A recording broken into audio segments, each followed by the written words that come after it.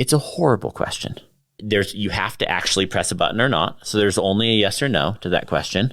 And either way, the trade-offs are enormous.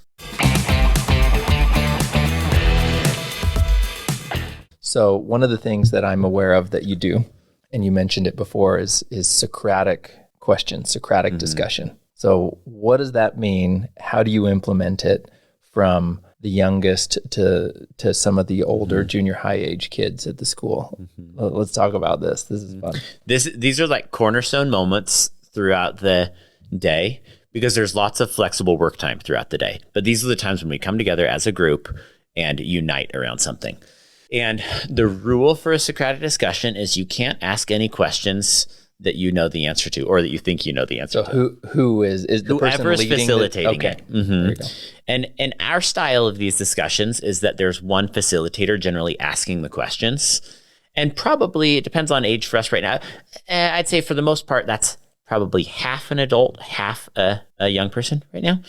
And the questions could be about, I'd say about a third of the time, they have to do with something in the community, sort of town hall style. How can we be more effective as a team?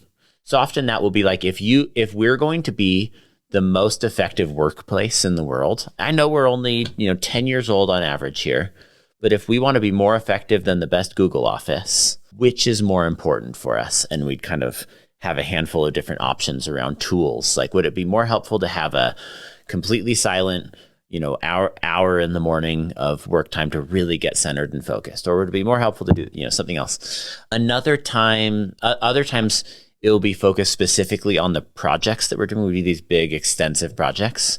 And then other times it's focused on kind of role playing and moral dilemmas in history. Now, they can get very complex, and I can give an example of that. Please do. This is where I wanted to go. Yeah. It's kind of fun to think of the full spectrum from the simplest Socratic discussions. And my children are young, 8, 6, and 2. And so I practice these, like we do these sort of simple games at the dinner table every night. And then how complex they can get by the time that children are 12, 13, 14. And it's actually easiest to think of what the complex version looks like first. So an example would be you're studying World War II, and you've spent a few weeks on at this point, working through all the different scenarios. And then you put so they've kind of done their prep at this point. They always come to these discussions having done prep, they had to answer the question on paper first, so that everyone comes having an opinion to the discussion. And then you say, okay, you are Harry Truman, and you give some data on how badly the war is going, how many people have died at this point. Now, you've just been informed that the Manhattan Project was successful, and this thing called a nuclear bomb was invented. Now, it's never been used on people before, so you don't even know exactly what it will do. But you also know what's happening in the war, and you don't know how to stop it. Do you drop the bomb? It's a horrible question. You have to actually press a button or not. So there's only a yes or no to that question. And either way, the trade-offs are enormous. And first, there'd be a bit of a debate. Everyone has to take a stand. They agree at the beginning of the year on some rules together. Things like take a stand, use evidence and examples, don't repeat points already made, build on previous points, those sorts of things. And they'll kind of debate it. And if you notice that the group is kind of leaning toward, yes, we need to end the war, then you show a video of Hiroshima post-bombing, just some clips, and you say, does that change your mind at all? Or if the group is leaning toward, no, we don't drop the bomb, that is ethically impossible to justify. I can't kill people, especially mass kill people. It's just not who I am. Then you look at more data on the rising death tolls, and you kind of use math to project those numbers out, continuing.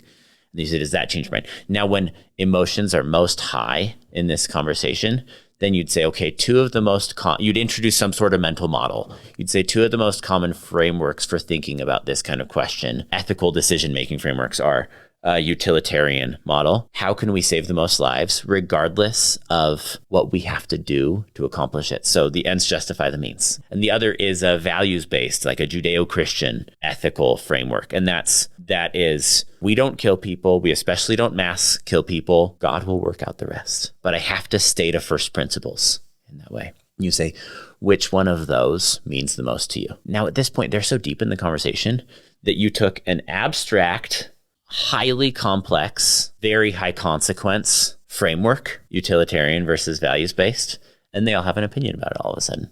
Like, this very important concept means something to them. The opposite end of that spectrum is what you do with children, like young children. It's concrete, low consequence, like preference-based, very simple things, but you can practice the same skills.